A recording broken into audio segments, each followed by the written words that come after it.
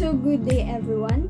Now that we're done knowing the pioneers of movement education, now we are going to tackle about the movement concepts, the categories and subcategories of each concepts, the movement elements of each categories. Movement education has four concepts: body, space, effort, and relationship. Each concept has its categories and subcategories. First is the body concept. Body has its categories and subcategories. The body parts, body shapes, actions of the body parts, and action of the whole body. For the body parts, from the word itself, body parts, all that you can see within your body, such as head, ears, eyes, those are the elements of the body part. Body shapes. Some have narrow shapes, wide, round, twisted, symmetrical, and asymmetrical. When we say asymmetrical, hindi pantay yung body niya. May maliit, may malaki, like my eyes, hindi siya pantay. Dito na side, maliit, dito na side, medyo malaki. When we say asymmetrical, pantay yung body niya. Actions of the body parts.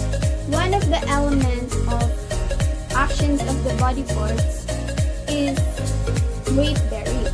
When we say weight bearing, for example, you are performing a dance sport and merong part doon na kailangan mong saluin yung partner mo. So, you just have to bear her weight para maganda pa rin yung posture niyo. So, applying force.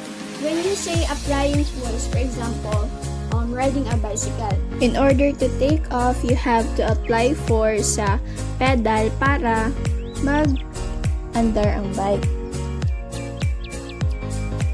Weight transfer. For example, playing a roller skate. So, kailangan natin ilipat-lipat ang weight natin para mapanatili ang balance. Our last category of body is the actions of the whole body. The actions of the whole body has its subcategories: the non-locomotor, and the manipulative.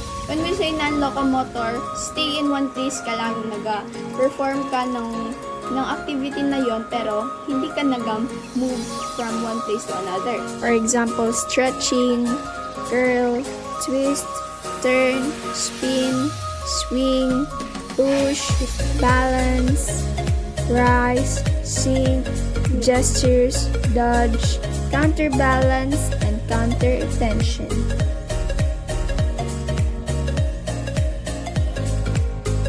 Locomotor activities are activities that you are moving from one place to another. Walk, cartwheel, crawl, bear walk, crab walk, run, leap, hop, skip, jump, gallop. And manipulative. Other skills that use hands, feet, or other body parts to move or manipulate an object. Next is space. Location, direction, level, pathway, plane, and extension are the categories that belong to the space.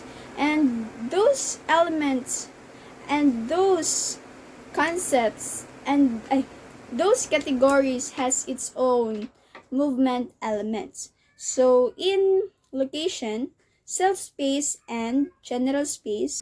So guys, when we say general space, nakikita nyo naman itong kalsada. It means general. Pwede ako makamove kahit saan dito. But when we say personal space, for example, ito lang binigay sa akin na kahon. So dito lang ako makakamove. Direction. Forward, backward, sideways, up, down, clockwise, and counterclockwise.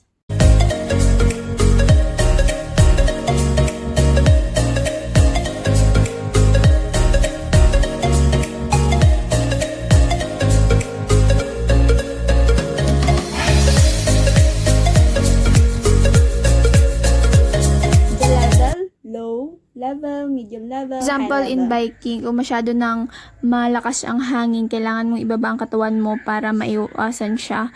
And yung mid-level is yung normal lang na gawain mo.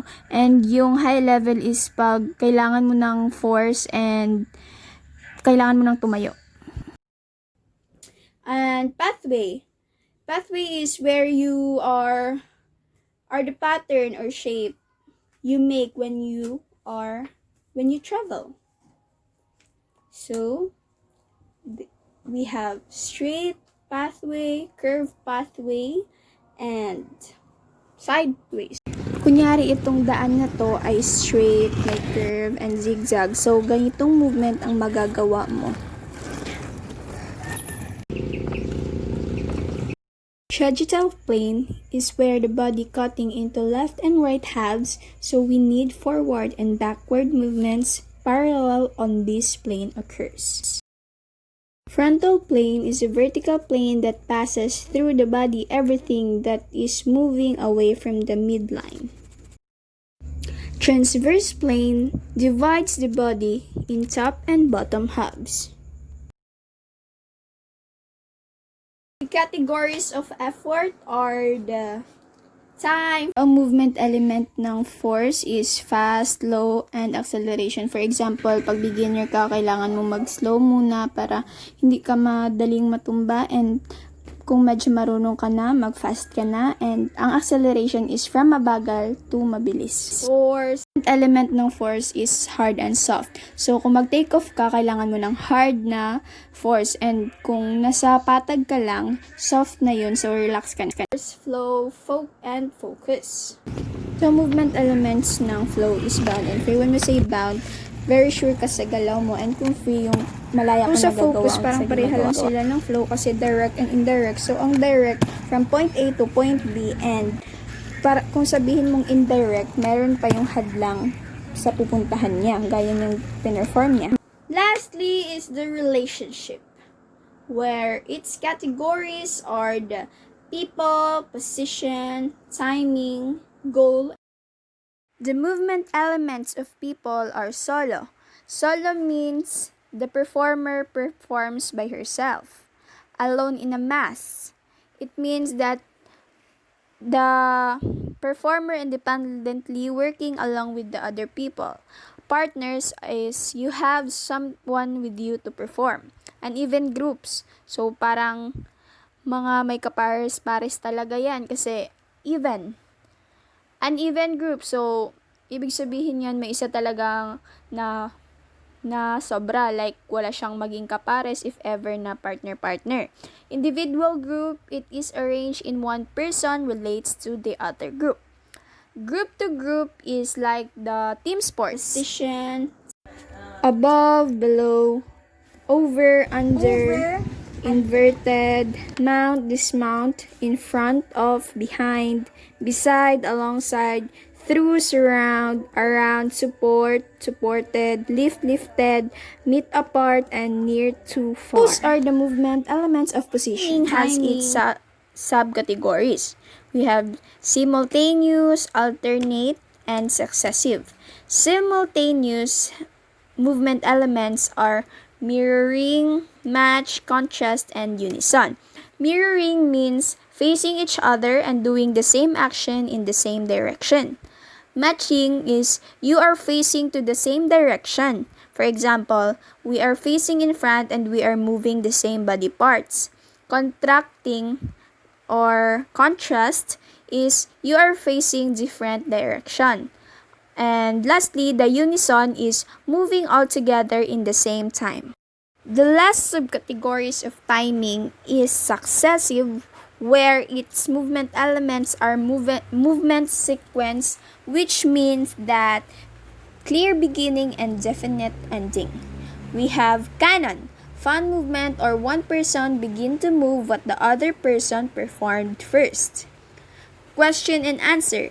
In every dances, there are question and answer if we just observe, like for example, when a man offers his hand to a lady, he is asking for a dance, and a lady will answer through accepting the man's hand for a yes. Act or react. One movement causes another. Lead or follow. For example nito is yung mga Zumba natin, yung may mag-perform sa harapan and gayahin natin. So, yun. Also, the relationship has a goal. Cooperative, which means that you have to cooperate in order for you to finish a work. Collaborative. So we need to collaborate our ideas in order to have a great outcomes. And lastly, be competitive. When we say competitive, we have only one goal to that. That is to win. Last is the environment. Environment has two movement elements, static and dynamic. Static means fixed, and dynamic means unstable. So that's all, students. Hope you learned something today and hope you try to observe every movement and try to identify what movement elements you have performed. Thanks for watching.